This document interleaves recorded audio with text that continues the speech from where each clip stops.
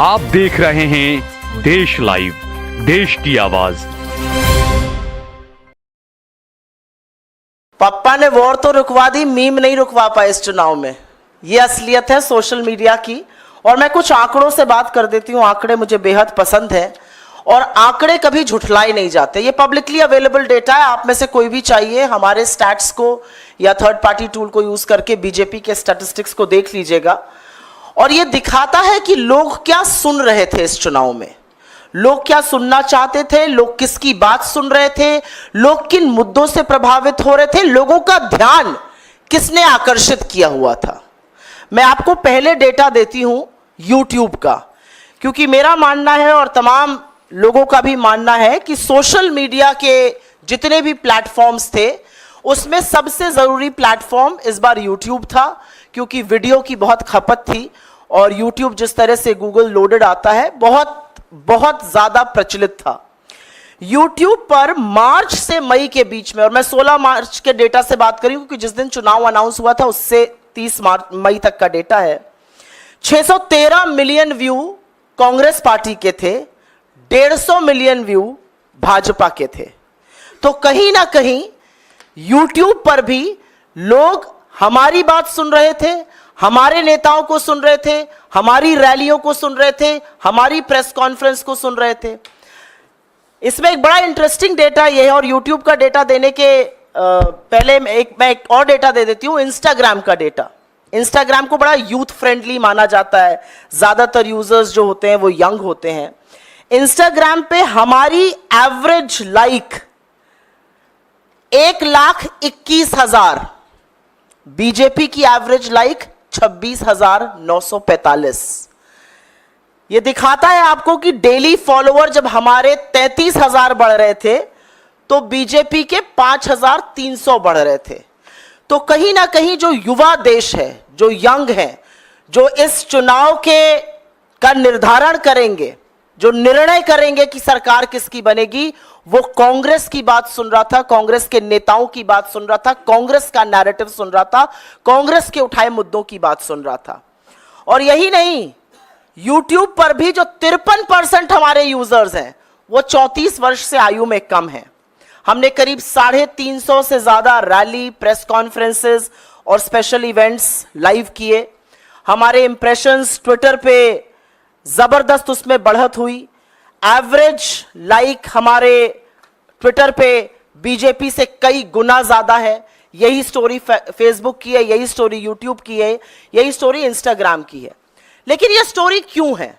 और मुझे लगता है जयराम जी ने और पवन जी ने इसका एक आपको लेखा जोखा दे दिया है। सोशल मीडिया कोई दूसरे प्लैनेट पर चलने वाला जीव जंतु नहीं है। सोशल मीडिया पॉलिटिक्स में, आज की पॉलिटिक्स में रियल पॉलिटिक्स जो ग्राउंड पर हो रही है, जो कार्यकर्ता कर रहा है और जो सोशल मीडिया का वॉरियर कर रहा है, वो एक तरह से पैरेलल एक दूसरे के पूरक होकर चल रहे हैं।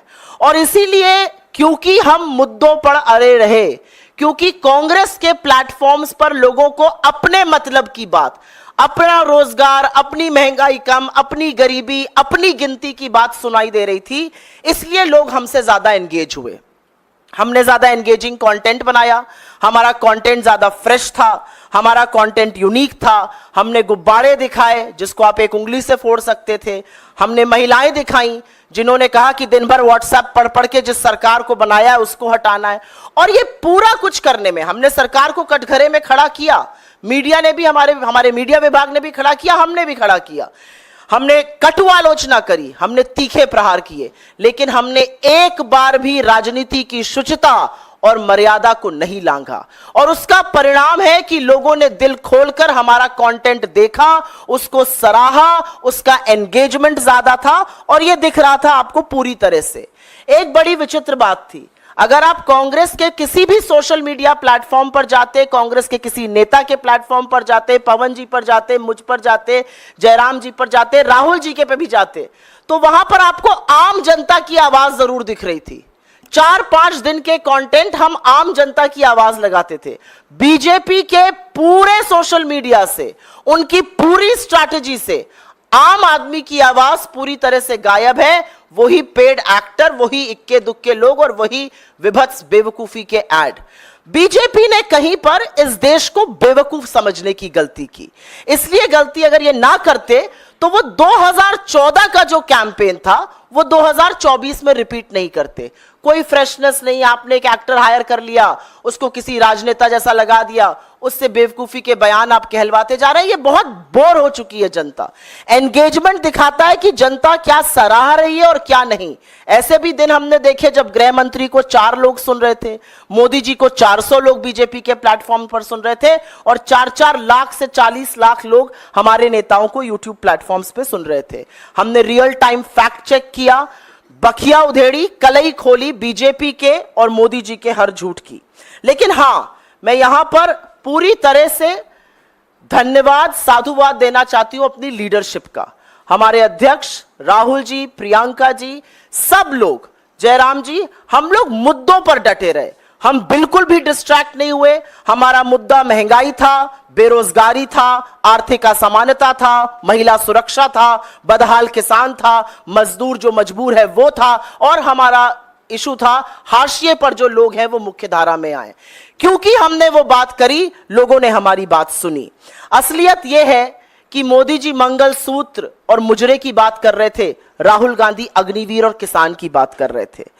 मोदी जी अपने परमात्मा होने का प्रूफ दे रहे थे दुनिया को। राहुल जी पूछ रहे थे कि पोर्श से अगर एक लड़के से एक्सीडेंट हो जाता है, उसको 300 शब्दों का निबंध लिख के छोड़ दिया जाता है। कोई ड्राइवर से होता है तो उसको 10 साल के लिए जेल में क्यों डाल दिया जाता है। तो लोगों को समझ में आ रहा था कि कौन मुद्दे की बात कर रहा है, कौन लेखा जोखा दे रहा है, किसके पास भविष्य का एक खाका, भविष्य की एक रणनीति है। और उसी के चलते ये कैंपेन सक्सेसफुल थी। तमाम जगहों से सराहना आई, लेकिन सबसे ज्यादा सराहना जब आप फील्ड पर जाते हैं, जब लोग आपसे मिलते हैं और लोग आपका कंटेंट आपको कोट करते हैं, वो सबसे बड़ी सराहना होती है। मेरा अपना मानना है कि पूरी टीम ने मिलकर काम किया। Social media department, media department, हमारा वॉर रूम, राहुल जी की जो कम्युनिकेशन टीम है, हम सब ने मिलकर काम किया और एक अच्छा नैरेटिव तय किया। और असलियत यह है कि 2024 के चुनाव का नैरेटिव कांग्रेस पार्टी ने, कांग्रेस की लीडरशिप ने तय किया और मजबूर किया मोदी जी को। और उसी से घबराकर, उसी से बौखलाकर वो उल जलूल बात करने लगे। लेकिन ये देश जो बेरोजगारी से, महंगाई से, आर्थिक असमानता से जूझ रहा है, ये बिल्कुल मूड में नहीं था आपकी बात सुनने के लिए। इसके पास आपके जुमलों के लिए वक्त नहीं है। इस देश ने बड़े तरीके से वोट डालकर अपना मत दे दिया है।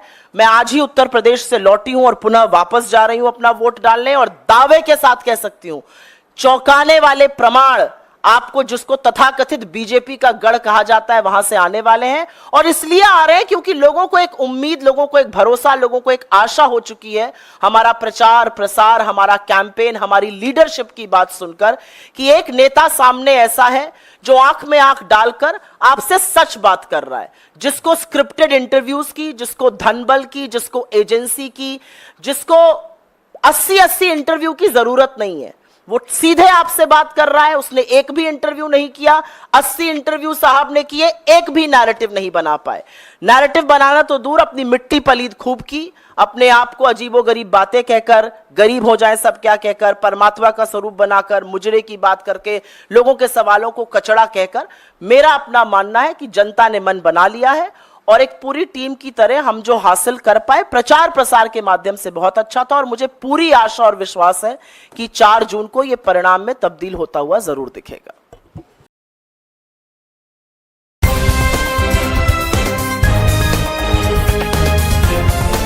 देश और दुनिया की तमाम छोटी और बड़ी खबरों के लिए हमारे चैनल को सब्सक्राइब करना न भूलें और बेल का बटन जरूर दबाएं।